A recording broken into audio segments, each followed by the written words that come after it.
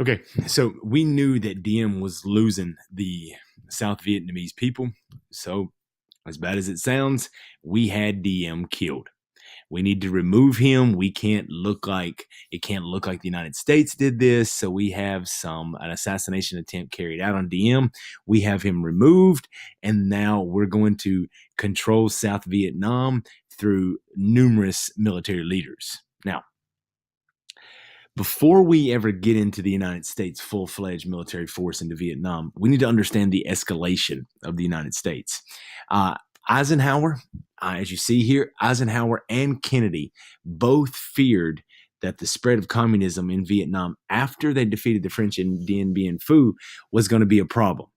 So Eisenhower and Kennedy sent just military advisors, as you see here. These are not ground troops. These are people there to help aid the South Vietnamese fight back against these people right here.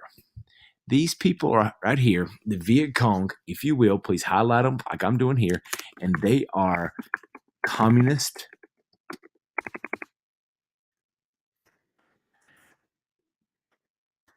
guerrilla soldiers.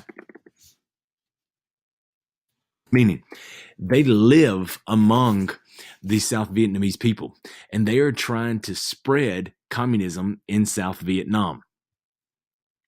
The escalation continues. We continue to send more. We know what happened to Kennedy. You see the picture right here. Kennedy was assassinated. We never get to know how Kennedy's plan to handle the Vietnam War was, but we do understand or do see how Johnson is. And this is where Guns or Butter comes in. If we'll go down here to the Gulf of Tonkin resolution. Now, this is big. I want you guys to think of 9/11. We went into a war after 9/11 with terrorism because terrorism attacked us. We have sent military advisors to Vietnam, but we're just now letting the South Vietnamese do their thing to help contain communism. If we're fully going to defeat communism in Vietnam, it's going to take the United States to get involved. So something has to happen to us for us to get involved. And that something took place when the United States sent warships to the Gulf of Tonkin. And if you will look right here, I want to show you this here. Here is, on this map, you'll see, here is North Vietnam, here's South Vietnam, and to the right, you will see the Gulf of Tonkin.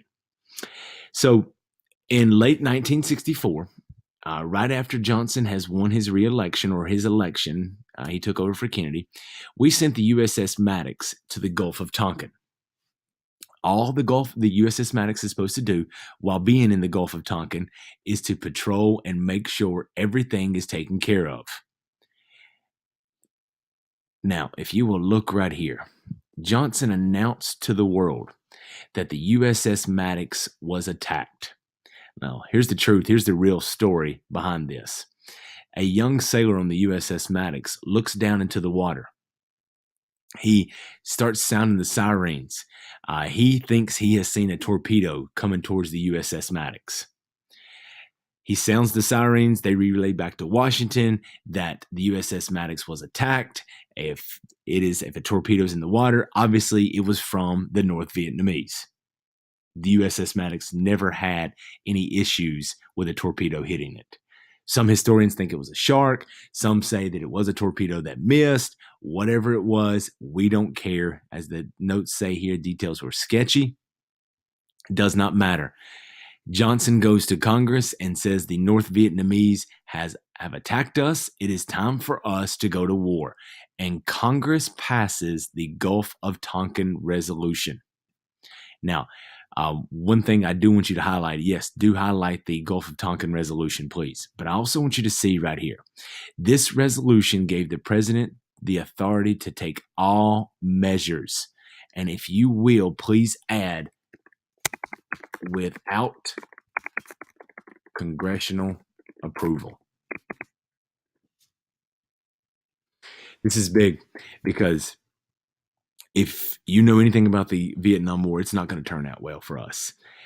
Everything our country was built on was the president acts or president does when Congress approves. Everything that Johnson and Nixon did in Vietnam was done without congressional approval. If you want to escalate it to 580,000 troops, do it. You don't need our approval. If you want to drop the atomic bomb on North Vietnam, do it. You do not need congressional support. They gave him a blank check to do anything and everything he wanted to do. Those things are important, guys. Make sure that you have those, right? The Gulf of Tonkin Resolution now starts the United States' entry into Vietnam. Now, our war effort, this is what we call Americanization. This is the United States now in Vietnam. By early 1965, the first Marines arrive in Vietnam. And what we start to figure out is that the South Vietnamese cannot control the North Vietnamese. They're eventually going to be overran. So we're going to have to do much of the fighting. Many of the supplies from the North Vietnamese to aid the Viet Cong were coming through neighboring countries of Laos and Cambodia called the Ho Chi Minh Trail. Now, I want to show you this here. Let's see if we can find it here.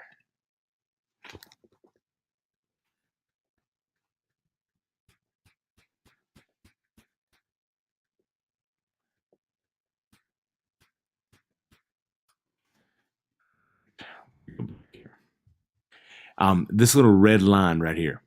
This is the Ho Chi Minh Trail. It comes from North Vietnam through neighboring countries, Laos and Cambodia, and they get into South Vietnam. We are guarding the 17th parallel. We don't let anybody in, but they infiltrate and bring supplies and bring the Viet Cong into South Vietnam. Now, what's funny about this is many times we're flying over the jungle of Vietnam and we see little lights lit up along the Ho Chi Minh Trail. We don't know what the trail is. We just see these lights. It looks like kind of like mosquitoes with lights on flying through the jungle.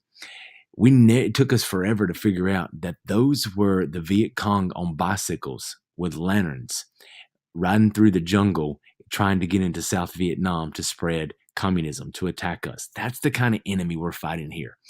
This is not World War II. This is not Korea.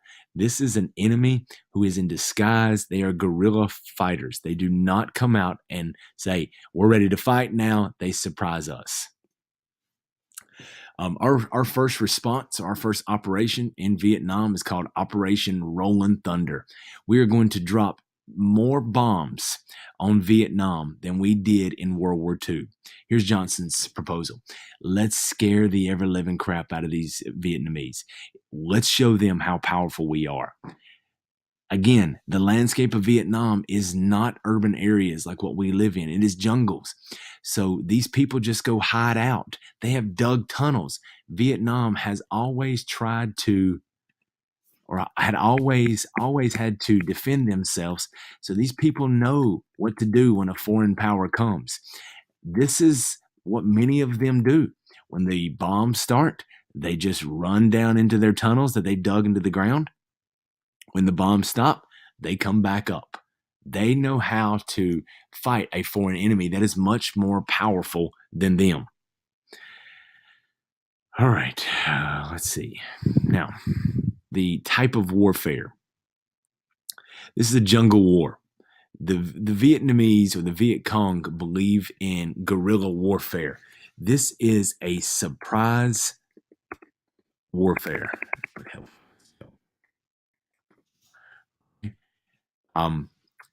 Rice is big in this country. Our soldiers are rolling through the jungle. We're rolling through the rice paddies. We wave at the people in the rice paddies. We turn our back on the people in the rice paddies, and then they open up and attack us. They build what we call booby traps. We're walking through the jungle. All of a sudden, the ground beneath us falls out from under us. And they've built these spikes.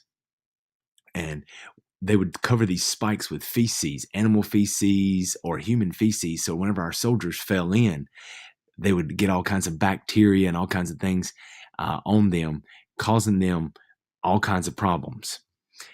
This really began to play on the minds of American soldiers. American soldiers taught whenever he's attacked, he should be able to kill. But when you land in a booby trap and you look around for someone to kill, there's no one there.